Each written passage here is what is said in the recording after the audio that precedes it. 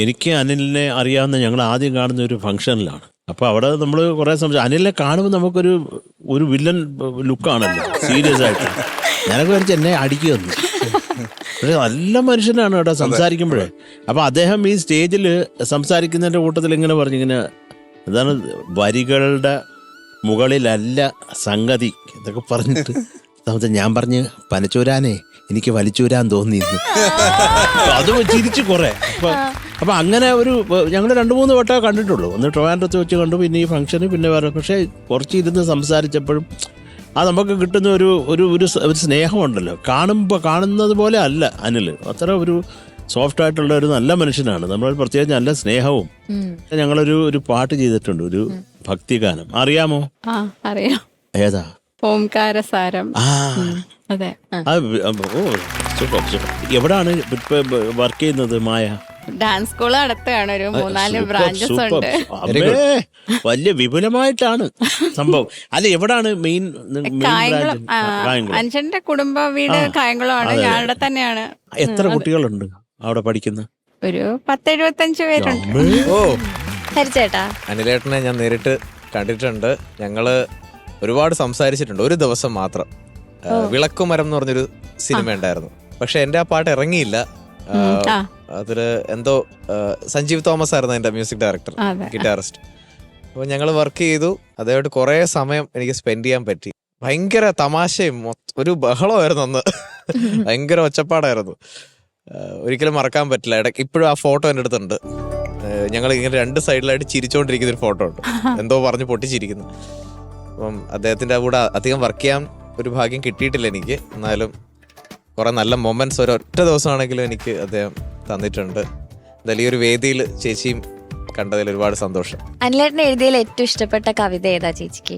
എല്ലാ കവിതയും ഇഷ്ടമാണ്. പാർവതി എന്നുള്ള കവിത. എന്റെ ദൈവം, അത് വേണ്ട, അത് വേറെ എന്തെങ്കിലും ഉണ്ട്. പാർവതി എന്ന് പറഞ്ഞ കവിത, അതാണ് ഇഷ്ടപ്പെട്ടത്. മായ കവിത കുറെ വായിക്കുന്ന ആളല്ലേ, അപ്പൊ എന്തൊക്കെയാലും ചൊല്ലുമല്ലോ.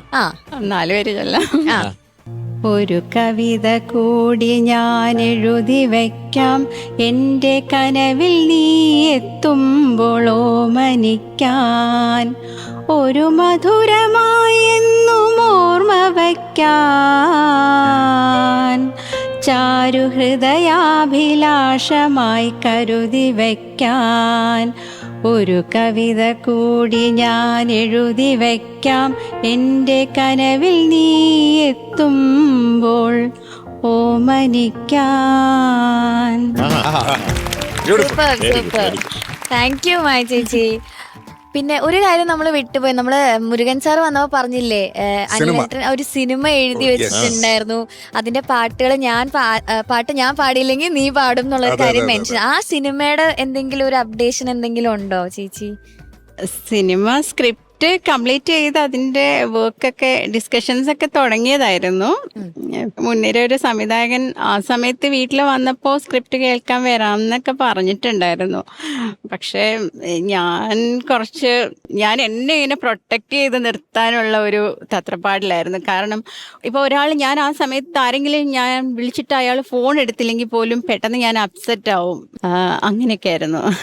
അപ്പം ഞാൻ അങ്ങോട്ട് വിളിക്കാൻ പോയിട്ടില്ല. കാരണം ഇൻ കേസ് അവര് തിരക്കിൽ ഫോൺ എടുക്കാതിരുന്നാൽ എനിക്ക് വിഷമായാലോ എന്നൊക്കെ വെച്ചിട്ട് ഞാൻ തന്നെ എന്നെ ഇങ്ങനെ കുറച്ചൊരു 2 വർഷത്തോളം ഞാൻ എന്നെ ഭയങ്കര പ്രൊട്ടക്ട് ചെയ്ത് കൊണ്ടു നടക്കുന്ന ഒരു ഇതിലായിരുന്നു. അപ്പൊ ഞാൻ അതിലേക്കൊന്നും കൂടുതൽ പോവാൻ അപ്പൊ പറ്റിയിട്ടില്ല. പക്ഷെ ചേച്ചി ഭയങ്കര സ്ട്രോങ് ആയിട്ട് നിന്നില്ലേ? ഇപ്പൊ ചേട്ടന്റെ ആ ഒരു പ്രസൻസ് പോയപ്പോഴും മക്കളെ ചേർത്ത് നിർത്തി അത്രയും സ്ട്രോങ് ആയിട്ട് ചേച്ചി ഇവിടെ വരെ എത്തിയില്ല. അത് തന്നെ വലിയ കാര്യമാണ്. സൂപ്പർ, അടിപൊളി.